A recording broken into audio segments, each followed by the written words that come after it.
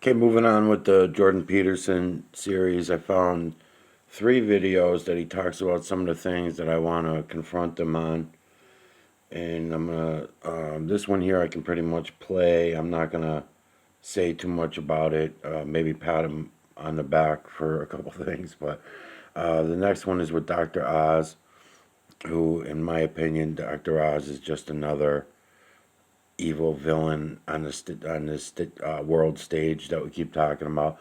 So the more people I see Jordan Peterson working with and playing along with that work the other side, the better side, I would say, but all about division and all sides being wrong and the clear evidence of reality and truth being all around us and everyone with blinders on. Amazing. Absolutely fucking amazing to me to watch all this go down like this with such intelligent people that refuse to look. I'm going over to the Miguel Everyone channel to start putting some of these videos through. You can see they've been on there for months. I'm going to add these to the Jordan Peterson series. But again, as you can see, it's not going anywhere for me. So with everything that I have to show everyone and the evidence that's there and how clear it is for everyone to see if they wanted to look at it, it's mind-boggling, mind-blowing, whatever you want to call it. It's unbelievable. It's just a matter of staying fucking calm and just laugh at everybody, I guess, and it's okay.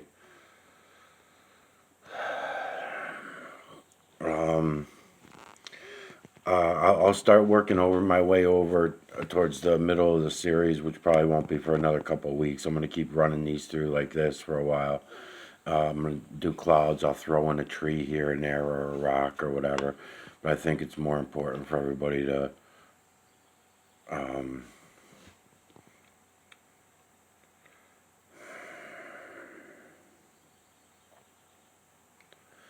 go for the clouds at the moment. The clouds, and then I'm going to go heavily into the moon. I do have 6 moon videos that I'm going to add to the Jordan Peterson series that I'm going to take from this Miguel Everyone channel, and I will do a nice job on that because I want to describe a bunch of things, and I think I can use the moon as the example of how some of these stories got started, myths, whatever. For example, Eve being taken from Adam's rib. I can show you physically, visibly, visually, that where that story might have derived from, but it's only where the story derived from. At the same time, I'll be showing you the reality of it. So in other words, where the false creator slash creator divided himself from the true creator's work, there was layers of division that kept happening. And later on, after, because the feline, canine, rodent, ape, human, and beast was all that the false creator slash creator had in mind for the biosystem. All the other creatures, all the other species, from the snake that you're talking about, not in this video, but in the next one, Jordan Peterson's talking about the snakes and a lot of things that you would easily figure out for yourself just by looking, seeing the system, digital collection of the EMNC, and looking at the imagery that's there for us to see. For it, that's what it's there for. But we refuse it. So, without any further ado, let's see. See, in to me, are grounded in love, in a sense of what could and should be. Thank you, Heather and Jordan, for being with us today. Thank you. Why don't we start with a bit of diagnosis? What's wrong with higher education? What's wrong with the academy? Give it to us as straight as you can and take as long as you need. Well, it's abdicated its responsibility to infuse students with the sense of their extraordinary privilege to be reading works of utter sublimity. The faculty should approach these works with love, gratitude, and a sense of joy. And they have one responsibility: to cram as much knowledge of greatness and of our inheritance into students' empty noggins as possible in 4 years. Instead, they're teaching students to hate the greatest works of Western civilization, and to hate, frankly, each other, because the reigning ideology on campuses is that of victimhood. And students are immediately categorized from the moment they step on a campus as either belonging to the high-status victim groups or the oppressors. And they go through the next 4 years seeing things through that lens of victimhood and oppression, which is a tragedy and an extraordinary loss of opportunity. To me, I think this has happened, this is mostly characteristic of the humanities and to a lesser degree of the social sciences, but increasingly will become characteristic of the STEM fields because they're under assault, I would say, by the same agents who undermined the humanities and the social sciences. And I would say of all the dangers that the current situation in the university presents, that's probably the one that's primary, because so far the STEM fields have remained relatively, let's say, unviolated by the intellectual corruption that characterizes the other disciplines. And they're of crucial importance, obviously practically speaking, but also as a bulwark against the ideological pathology that currently passes for academic knowledge in the institutes of higher education. What's wrong exactly? I really see it as a continuation of a process that was identified by both Nietzsche and Dostoevsky at the end of the 19th century, that it's a continuation of the collapse of the idea of God, or collapse in the belief in God, or maybe if you thought about it psychologically, as a collapse in the archetype of divine masculinity. That's another way of thinking about it. I mean, Nietzsche warned that if we lost our fundamental foundation block, which was the notion of a transcendent divinity, that we would degenerate in two directions. One direction being nihilism, and the other direction being its twin, its malformed twin, totalitarianism. And that was his diagnosis for the 20th century. And I think that's exactly what happened during the 20th century. It's a diagnosis of stunning accuracy, especially given how relatively early in the 19th century it was made. And Dostoevsky, for his part, made exactly the same case, particularly in The Devils, The Possessed, the book's variously titled, which is a study of the corrosive effects of really of an ideology very, very similar to the one that reigns today in the university campuses. The Devils is a literary work that describes the intellectual and moral genesis of exactly the type of thinker who caused the catastrophes of the Russian Revolution. It would be 30 years later, I guess. So it's another work of incredibly prescient insight, almost incomprehensible. With the loss of that, see, the problem with the loss of that idea, and I'm speaking psychologically, I would say, which is what I try to do as much as possible, is that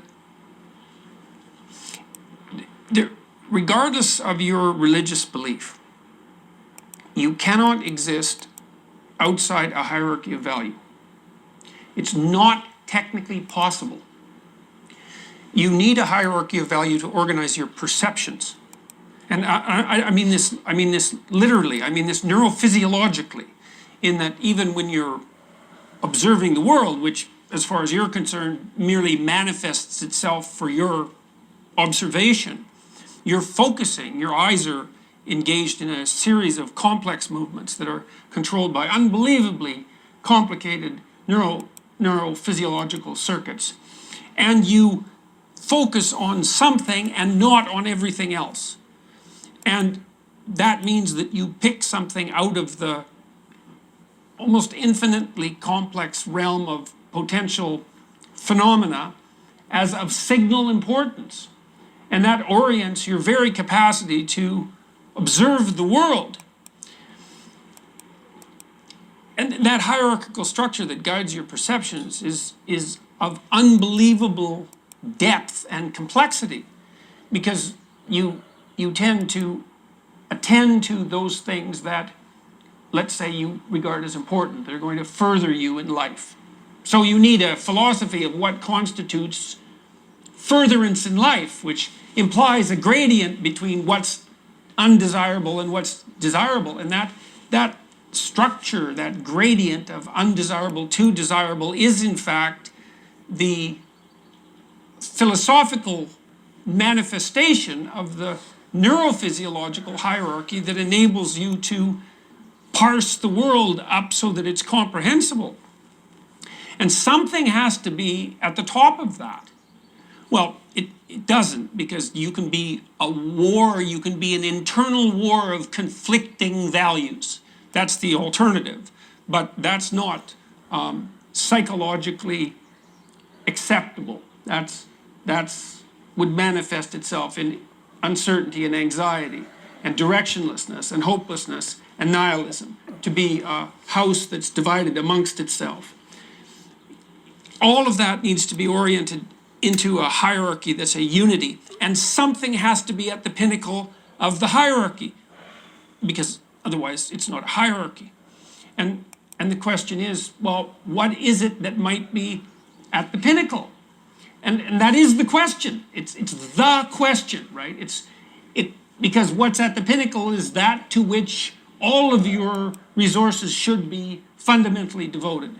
And what we decided in the West over thousands of years, and I would say beginning far before Christianity, was that there was an ideal mode of being that's expressed in the idea that human beings have a spark of divinity within them, and that manifesting the personality that would be the most genuine embodiment of that spark of divinity constitutes the highest of possible goals.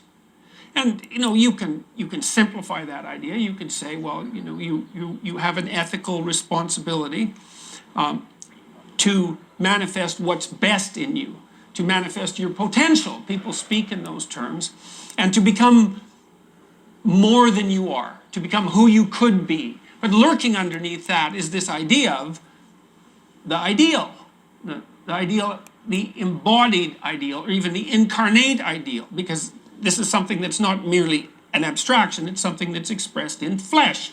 That's the idea of the Word made flesh, let's say. That's part of the same set of ideas. And that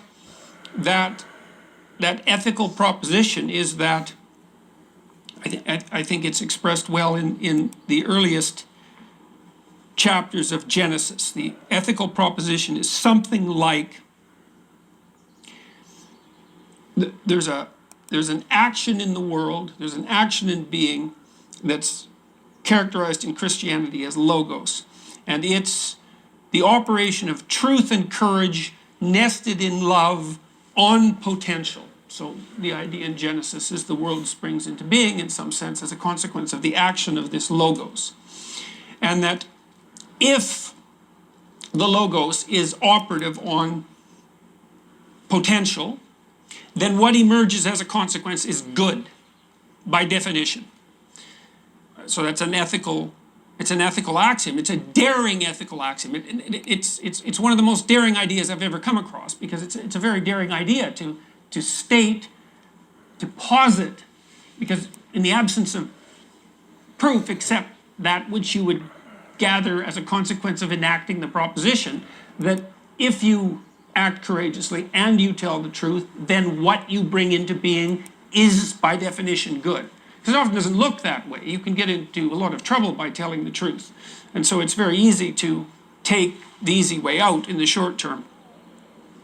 That's the characteristic of God himself. And the logos is the characteristic of the logos is the definition for the process that undertakes that extraction from potential. Only get in trouble when for telling the truth, which never happens to anybody, because unless it goes against someone else's truth, because really nobody tells any truth. No sides have any truth. And I've been looking for 5 years, not 4 or 5 years, and no, nobody wants to talk about truth. They'll talk about gods. They'll talk about and what you guys get into in this one and in the next video about going from religion and then losing God. You talk about reading a couple people's books that talked about losing God. Well, yeah, that was the whole point. Lose God, go over to nationality. You go from God to nationality, religion, whatever, to nationality. In other words, nation building, right? So that's what we did here. So we knew that that was happening. I mean, I don't see how you could not know. You're way too smart to not understand that. So to say that you read it in a book and that one person's perspective on it, when really, excuse me, there were millions of people writing about it, talking about it over the last couple hundred years about how this was all going to go down. We were going to go from religions to government. Then when your government owns you, it's a totalitarian government. That's exactly right. So who's going to be in charge when we go under a totalitarian government? You're worried that it's going to be the Democrats and these loopy left wingers, and the loopy left wingers are worried that it's going to be you guys and the conservatives and Trump. And in reality, we all should be able to be open-eyed enough to see that it's both. It's going to be both. The point is, it's a totalitarian government, and that's where we're headed, and that was the plan all along. So to act like all of a sudden now the conservative side's the good side because they're not headed down that road. Yes, they are. All sides are heading down the same fucking road. They're doing it from opposite sides. And you do have a 50-50 thing going on with the population as far as who's agreeing, because there really are. I mean, believe me, I'd rather see the conservative side win. But maybe that's just because of the color of my skin, and maybe just because some things that maybe because I was been so programmed that way all along anyway. Because when you see the real system and you're looking at the system for what it is, then you understand that the right is just as bad as the left. And you talk about how bad they were in Germany and Hitler and everything on one hand, and this lady here is about to talk about some things that happened in Germany too. We are the leftovers of that. We are the next generation of exactly what Hitler was doing. We took all his science. We put on our fake moon landing and lied to everybody about outer space. We lied to everyone about the math. We lied to everyone about the science. You guys are going to be talking about science in this one, and it's ridiculous because science is just another religion, and it should be so easy for you to see. You guys are so fucking smart. So why you don't understand that and see that, I don't know. You just act like, oh, if it's scientific and it's science, then of course it's factual and it's truth and it's real. No, it's not. You just decided to go along with them people that said that. And I will try to get to Elon Musk videos when we go to do that. That's why I'll wait. It'll probably be next week sometime. I'll get into the moon and we'll go into the Elon Musk crap. and maybe even hit up a little bit of Joe Rogan shit, and I will go to their channels to try to branch off and find some moon videos and some moon shit, and maybe even go to NASA again and do that, and I'll have some fun with all that. But it's it sucks to have to hear this. I mean, as far as I'm concerned, there's nobody. There's nobody, man. Nobody's. How does somebody like me get out to anybody else that might be awakening, that might be truly awakening to all this? I can't. Videos get shut down, videos get blocked, channels get shut down, I get locked out, videos get deleted on a regular basis every day. I got wasting my time doing this kind of crap for what? You know, I'm not a fucking entertainer. I'm not making any money. I'm not doing it. There's no reason for me to do it. I don't even really have a real belief or a confidence that anyone will wake up. The people that are going to wake up, in my estimation, only because of the numbers, okay? There's no freaking way that I'm the only one out there that's seeing this, right? And someone else might be seeing it in a different way. Someone else might be on top of the sound resonance more than I am, because I'm picking up on more of that too. The sine waves, the sound resonances. I'm picking up on more of that as the years are clicking on, and I'm starting to understand it better, just as good as understanding the visual aspects of all this, and the spiritual aspects, and learning how to use the true creator's energy a little better and all that. So I'm assuming that there are others out there in the same boat that I am. They probably have same situation. They probably got 10 to 15 subscribers if they're doing YouTube or Twitter or something else, and they're being totally ignored. And they got like 3 or 4 people that'll come in and rank them out, and get pissed off at them for saying the things that they're saying. So maybe they don't say nothing at all. They'll choose not to or whatever. But the whole fucking thing is ridiculous, man. It really is. To manifest your potential. Let's see. But the evidence for that, I would say, is not strong. The conceptual evidence is strong because you can make a coherent argument, but the actual evidence is rather weak because it isn't obvious at all that we can act deterministically except when we've done things that we've practiced intensely. But that isn't the way that the world manifests itself to us in many ways. What seems to be the case instead is that we wake up every morning, and what faces us is the unformed future. That's the reality that we confront. It's not the present and it's not the past. It's what could be that day. And we see that as a field of possibility, all of which could conceivably be manifested, but none of which has yet been manifested. And then we feel called upon as the action of our life to chart a course through that multitude of potential paths, to select from among all those possibilities the realities that we choose to bring into being, and then to work to bring them into being. And we also recognize, and we treat each other like this, that the quality of what it is that's brought into being as a consequence of those choices is directly dependent on the ethical integrity with which we conducted ourselves while making those choices. Which is why we can wake up at 3 in the morning and berate ourselves for having made a mess of the week or the day or the month or our lives. Because we understand that we deviated from the appropriate path, and we call ourselves out on it, like we call out the people we love and the people that we have relationships with. And that idea that's that idea of hierarchy and the divine spark of consciousness and its relationship to ultimate reality and to metaphysical reality. That's fundamentally what's under assault at the universities. It's far deeper than the political. It's with great trepidation that I would take any exception to Jordan Peterson, especially in his field of work. And so I'm just going to offer an alternative possibility without in any way negating your profound insights.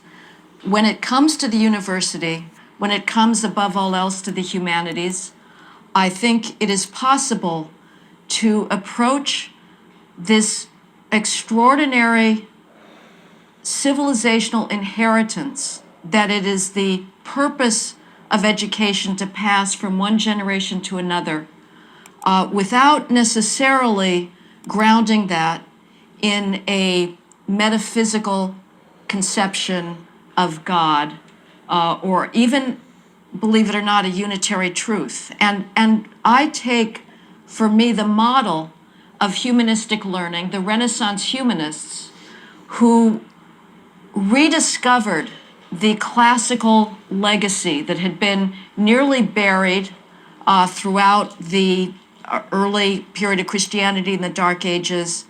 Renaissance humanism began with Petrarch's discovery of Livy's monumental history of Rome and Cicero's letters, which would go on to inspire the American founding fathers with their lucid prose and insights into political organization.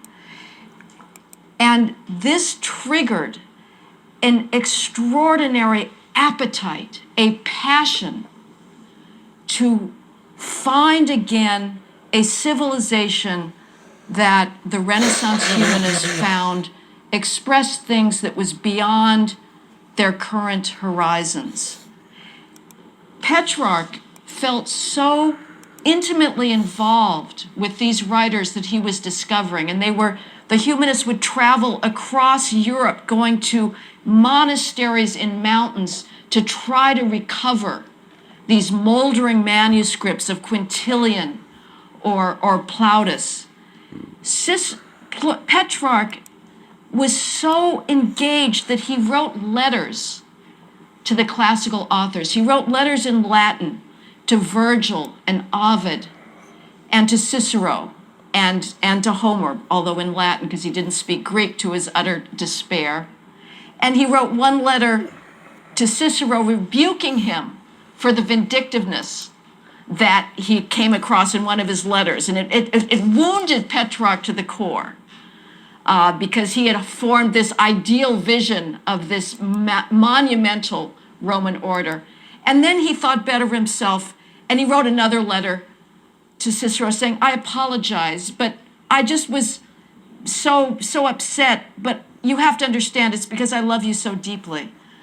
That spirit of discovery, of passion, of belief in beauty, I think can go on without necessarily being grounded in a transcendental metaphysics. Now, of course, I would grant the humanists were themselves Christian, but there is an entire range of Western civilization, the extraordinary evolution of the 19th century novel. I've been pondering a lot recently the drama of the evolution of human style, of whether it's in music, the evolution from the 18th century opera seria, that was all operas written in highly allegorical form, to the late 19th century verismo, or the mysterious evolution from the medieval allegory, the troubadour poetry,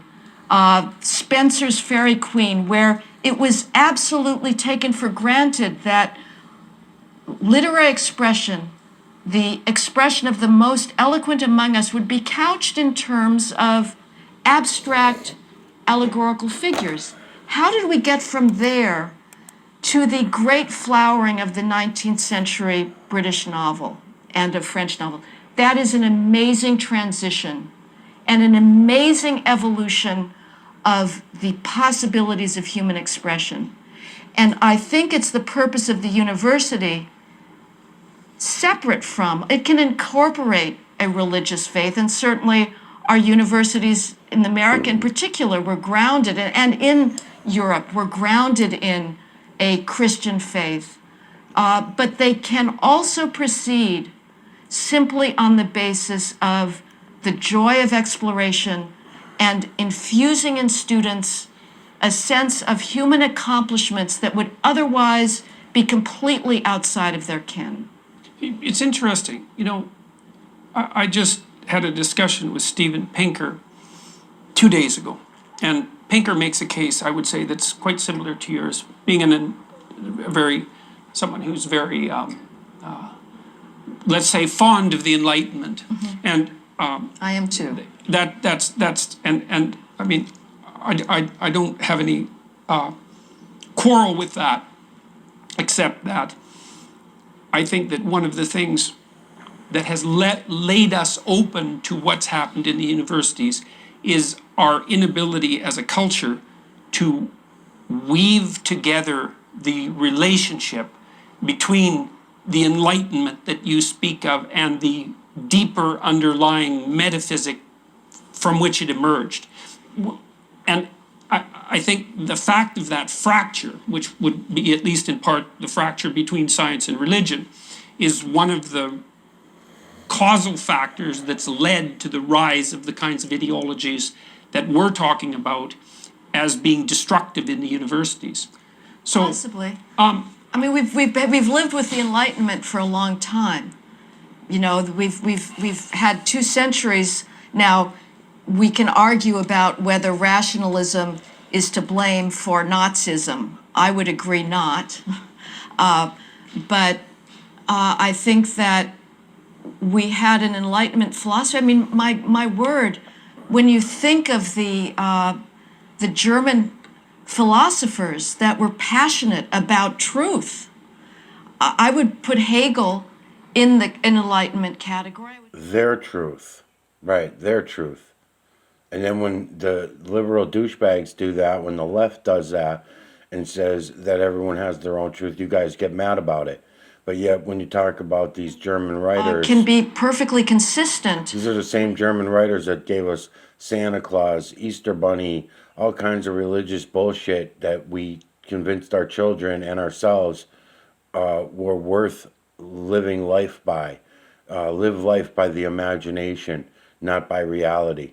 And then that just went on and on and on and on. We did, and that's why we live by science as a reality, and we don't base it on what it is.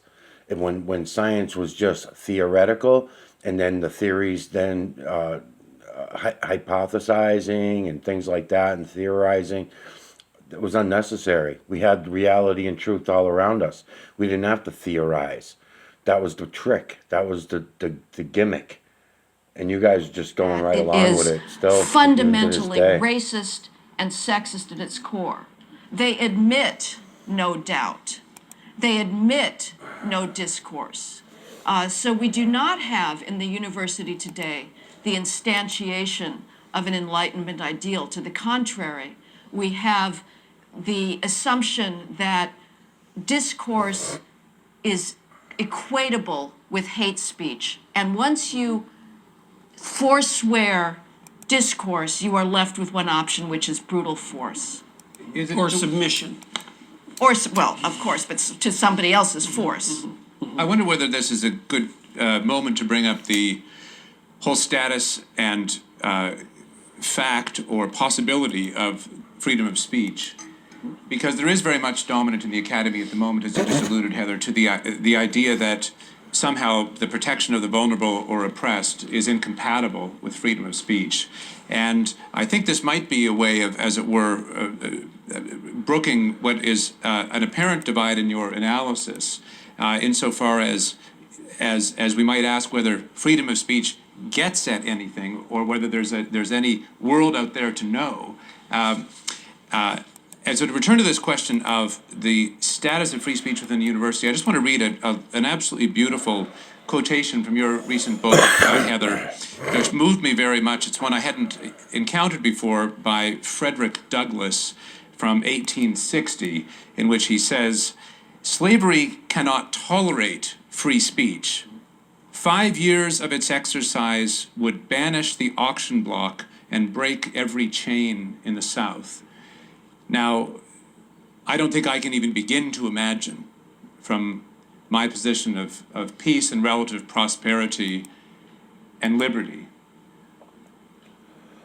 how vast was the power Douglass thought freedom of speech carried. And so I'm wondering if we could talk a bit about what the consequences of an oppression of freedom of speech is on campus, but also conversely, what liberating enlightening power freedom of speech opens up? Well, first of all, what needs to be underscored here is the extraordinary ignorance that underlies these students' contempt for freedom of speech. Nobody who has the most foggy connection to the history of tyranny the world over, who understands, as Douglas said, that freedom of speech is the right that tyrants first of all destroy because they understand. Okay, well, if all of you that have educations and all of you that have these degrees that you're all bragging about, if all of you who use all these fancy words, right, and you add these words to your lives so that you can keep out the other 99%, and if 50% of that 99% are the liberal douche, and the other 49% of those 99% are people like myself, in other words, poor, conservative thinking, God fearing people ourselves, right? But we're also out of the loop as well. You make us think, people like yourself, the elite, the Republican elite, because this country was built on a republic, right? We are a republic. So all these people that you're talking about from Germany that came. This is a long time ago. She's talking about coming from Germany. She's not talking about the Hitler era, but the original writers and everything. And we brought over at that time. Our founding fathers were taking European culture and bringing it over here. I mentioned in another video. I was talking about how we broke up pretty much every black and brown island all over the place, right?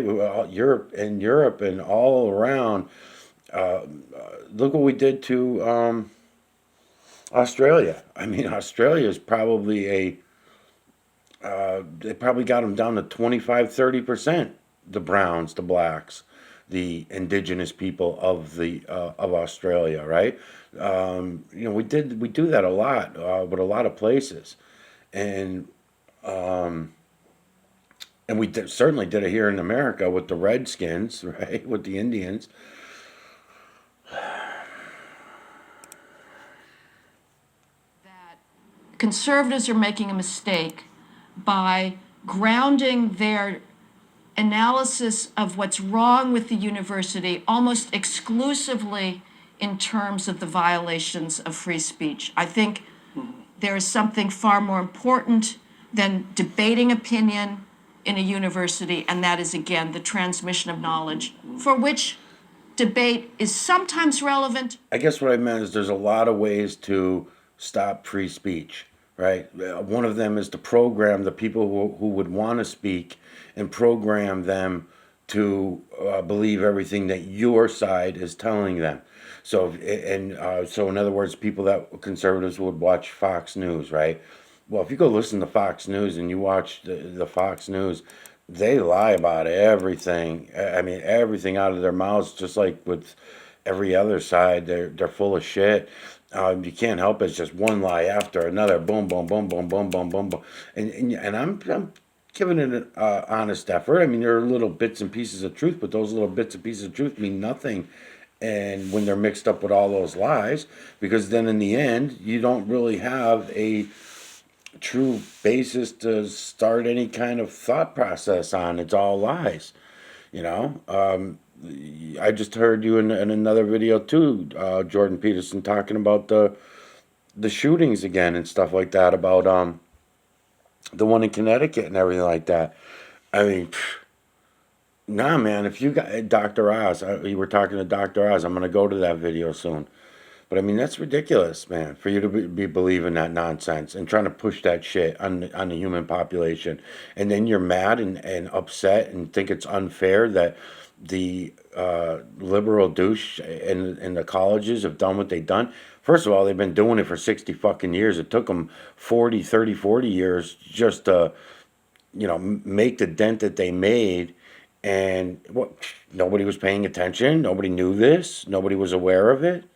And to try to sell capitalism up as better than communism or is better than Marxism or better than any of the other isms. It's not. You just look at it that way. You do a good selling point. I mean, the Republicans are definitely good actors, and I'm back and forth. I mean, I was in love with you from the beginning when I first found your videos, and then as Joe Rogan, Elon Musk, now Dr. Oz, and I'm watching you work with one scumbag after another that are obvious liars to me. I mean, you may have had me fooled for a little while, but if you're going to go hanging with and propping up and agreeing with these people's bullshit stories, you're part of the problem. You guys are part of the problem. Hopefully, you'll have an ability to drop your ego. Maybe you'll see it. If you're an incidental, coincidental liar, then you might see it and you could turn it around. If not, then you're just gonna just YouTube will help you, Google will help you because they'll delete my videos. They'll make sure that you're not embarrassed by me coming out and saying what I'm saying. They can't say nothing to me. I got guarantee you that because they cannot risk. I said that in the Candace Owens series. I'll say it again now. They cannot risk anyone seeing what it is I'm showing you. So therefore, even if you wanted to come out and say what a fucking idiot and just mention me once on your thing or something like that, yeah, this fucking weirdo's got some videos or whatever. You can't. They can't. You won't be allowed. It's amazing. It's so funny because what I'm showing everyone, they can go see for themselves. I'm not showing them some bullshit story about dinosaurs that we're gonna go show them some dinosaur tracks and a couple bones and lie to them about what they are and how they got there and what kind of creature put down those tracks and all that kind of shit. It's not gonna happen with me because I'm gonna be able to show you all the evidence that anyone would need. So granted, I'm not having any luck now. Out of the few 100,000 people that have seen it so far, nobody's going and looking. Okay, you got me on that. But there are people out there that will be willing to look. I don't know who they'll be. I don't know when they'll look. Hopefully not too late. And then the question is when they do look, will they be able to determine fact from fiction? Hello, hello. What's going on? I got to get the belt. I ordered the belt. Yeah.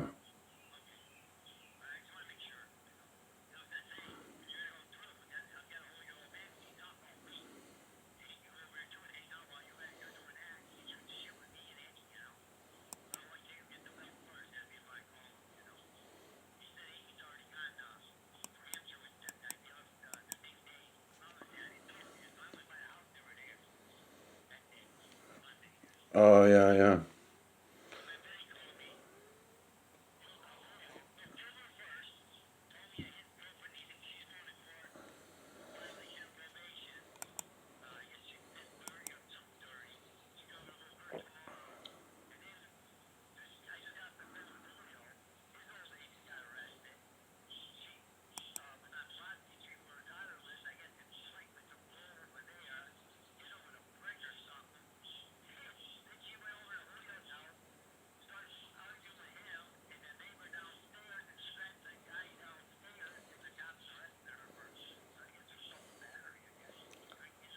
She scratched him. What do you mean she scratched him?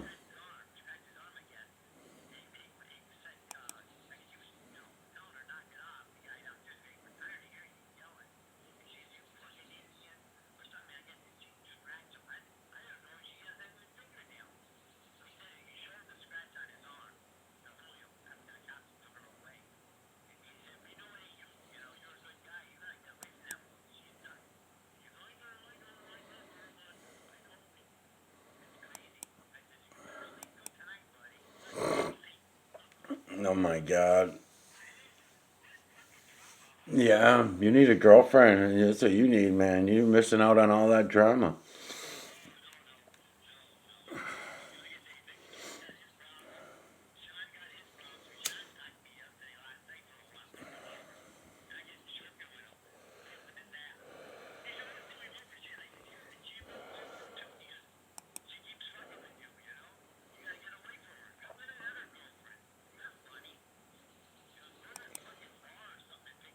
I know. You know, it's funny because I've been watching this guy Jordan Peterson lately, and he was talking to someone the other day, and he was saying how someone was saying that 80%. Well, I guess he was working in a prison too. He was saying that 80% of the people that he was had in his care were woman and wife beaters. But then when I look around me and see everybody that we all know and talk to and everything, it's always the girl around us. That's the yeah, yeah. Yeah, because I don't know any man that's beaten. The last guy I knew that hit their girl was, 25, 30 years ago was that guy Tommy hit Lisa. But otherwise, other than that, I don't know anybody else personally that have been hitting their girl. But the girls hitting the guys, yeah, all the fucking time. And then the girls, if the girl's smart, she makes it to the phone first, anyways, and then scars herself up and calls the cops on the guy. Yeah,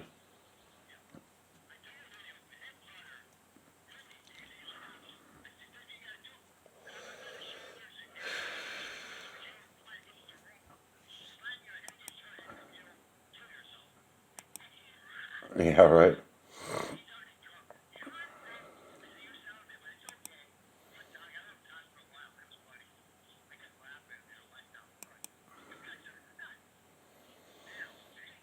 Yeah, sounds crazy. Yeah, I was supposed to call Eddie today about that belt, but I never did. I got busy doing other shit. Yeah, yeah. Supposed to be here Tuesday or Wednesday, so tomorrow afternoon I might have it in my hands by tomorrow afternoon.